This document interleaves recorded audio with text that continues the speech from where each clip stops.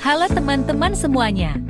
Perkenalkan, nama saya Mariska Maulani, NQM 234111008, plus IMINJI 23B. Selamat datang di channel ini.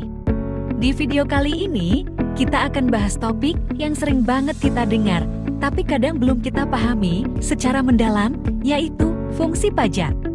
Kita semua pasti tahu bahwa pajak adalah kewajiban warga negara kepada pemerintah.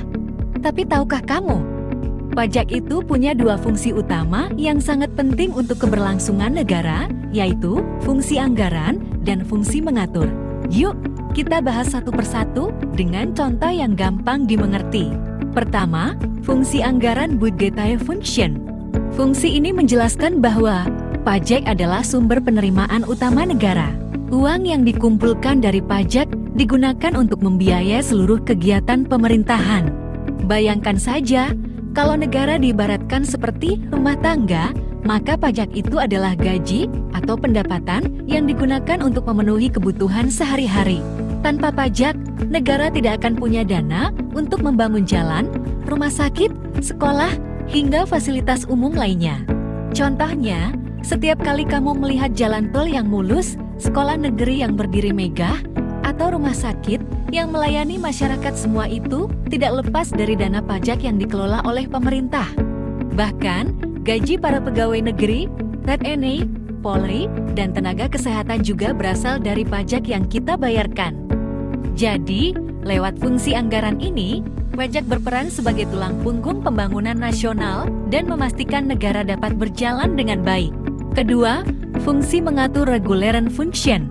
Selain menjadi sumber pendapatan, pajak juga berfungsi untuk mengatur perekonomian dan perilaku masyarakat. Artinya, pemerintah bisa menggunakan pajak sebagai alat kebijakan untuk mencapai tujuan tertentu di bidang ekonomi dan sosial. Contohnya, ketika pemerintah ingin mengurangi konsumsi barang berbahaya seperti rokok dan minuman beralkohol, maka pajaknya dibuat lebih tinggi. Akibatnya, harga barang tersebut naik dan masyarakat akan berpikir dua kali untuk membelinya. Sebaliknya, kalau pemerintah ingin meningkatkan investasi dan mendorong pertumbuhan ekonomi, maka pajak bisa dikurangi atau diberi insentif bagi para pelaku usaha, terutama UMKM dan perusahaan yang membuka lapangan kerja. Fungsi mengatur juga digunakan untuk melindungi industri dalam negeri. Misalnya, pajak impor dikenakan agar produk lokal bisa lebih kompetitif dibanding barang luar negeri. Dengan cara ini, pajak tidak hanya menjadi sumber uang, tapi juga alat kendali untuk menyeimbangkan ekonomi, menjaga keadilan sosial, dan meningkatkan kesejahteraan masyarakat. Kesimpulannya, pajak memiliki dua fungsi besar.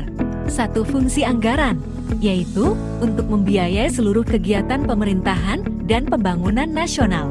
Dua, fungsi mengatur, yaitu untuk mengarahkan perilaku masyarakat dan menjaga keseimbangan ekonomi melalui kebijakan fiskal.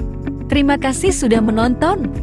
Kalau video ini bermanfaat, jangan lupa like, share, sampai jumpa di video berikutnya.